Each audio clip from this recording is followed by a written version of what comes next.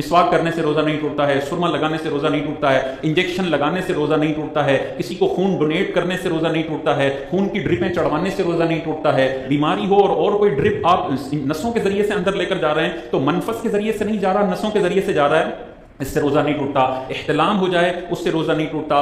दांत में कोई सहरी में इतनी जबरदस्त निवाले इसने लिए कि इतनी बड़ी बड़ी चीजें दाढ़ में फंस गई हैं और अब फजर की नमाज पढ़ रहे हैं और कोरमे की बोटियां बरामद हो रही हैं, अब फेंक भी नहीं सकता, मस्जिद गंदी होगी, तो यह हजरत निगल लिया इसने।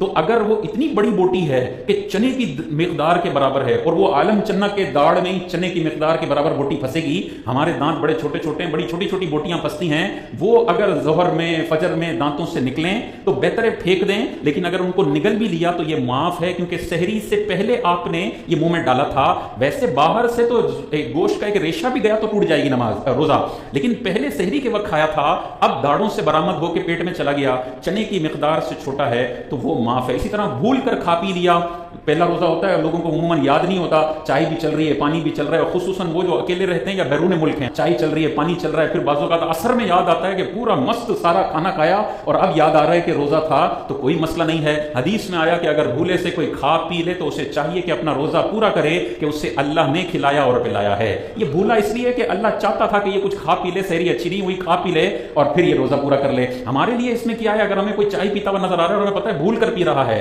तो दो सूरतें हैं। अगर वो कमजोर डेढ़ पसली है और हमें लगता है कि यार ये अगर नहीं खाएगा तो रोजा कैसे पूरा करेगा, तो खाने दें उसको बेचारे को, जब पूरी प्लेट कंप्लीट कर ले फिर आप उसको बोले भाई रोजे से थे तुम, अब ध्यान रखना अब नहीं खाना। लेकिन कोई तड़ंगा है, मजबूत आदमी है, वो खा रहा है और आपने देख लिया तो फौरन उसको याद दिलाओ कि भाई छोड़ दे तू रोजे से है, उसके मुंह में जो है वो निकाल दे, बाकी जो पेट में चला गया वो माफ है। अब ये बहुत सारे लोगों को नफ्सियाती बीमारी है, इतने सवाल हमारे पास आते हैं, मुफ्ती साहब कुल्ली की पानी फेंका लेकिन सुकून नहीं मिल रहा, ऐसा लगता है कुछ कतरे अंदर रह गए हैं, मैंने थूक भी फेंक लिया, 10 दफा थूक फेंक लिया, अब भी लग रहा है कुछ जबान के नीचे ना कोई कतरा रह गया है। भाई इस तरह का नफ्सियाती मरीज शरीयत ने नहीं बनाया हमें। आपने कुल्ली की पानी फेंक दें, एक दफा थूक जमा करके वो भी फेंक दें, उसके बाद आपको लग भी रहा है ना कि थोड़ा सा यहां रह गया होगा वहां रह गया होगा, ये माफ है।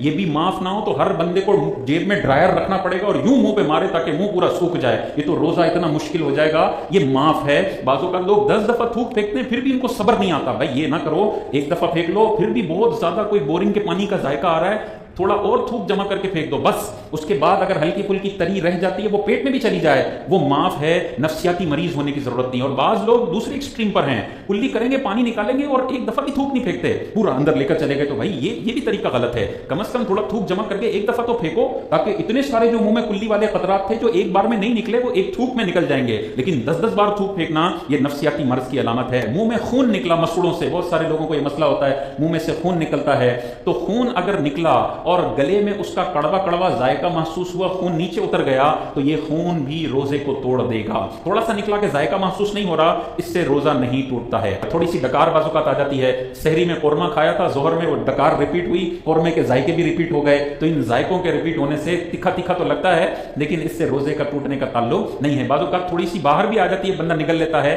उससे मसला नहीं है। आंसू है, कोई बंदा रो रहा है और मुंह में आंसू जा रहे हैं, कतरा दो कतरा गए माफ है, लेकिन इतने आंसू पी गया ये कि जिससे मुंह में नमकीनी महसूस हो, पसीना मुंह में चला गया और नमकीनी महसूस हो रही है, इस पसीने और आंसू से भी रोजा टूट जाएगा। इसी तरह धुआं है, इंटेंशनली धुआं अंदर खींचा, रोजा टूट जाएगा। और कराची की सड़कों पर जबरदस्त धुएं आपको नजर आ रहे हैं, वो सांस के जरिए ऑटोमेटिकली अंदर चले गए, उससे रोजा नहीं टूटता। लिहाजा सिगरेट किसी ने पी, रोजा टूट जाएगा। लेकिन सिगरेट पीने वाले के बराबर में बंदा खड़ा हुआ है, वो फैज ले रहा है इससे, क्योंकि उसको सांस तो लेना है और इसको भी शर्म नहीं आ रही, उसके मुंह पे धुएं मार रहा है। वो जो सांस लेकर जा रहा है वो सिगरेट की नीयत नहीं है, वो तो जिंदा रहने के लिए सांस ले रहा है, उसके सांस लेने से रोजे पे फर्क नहीं पड़ेगा। स्टीम अगर लेता है, स्टीम से धुआं अंदर इंटेंशनली डाल रहा है, रोजा टूट जाएगा। इनहेलर कोई लेता है, हवा अंदर जा रही है, इनहेलर में दवाई भी होती है, ये रोजे को तोड़ देगी। तो इंटेंशनली धुआं गया, रोजा टूट जाएगा। अनइंटेंशनली गाड़ियों के धुएं चले गए, सिगरेटों के धुएं, किसी और के धुएं चले गए, उससे रोजे के टूटने पे कोई फर्क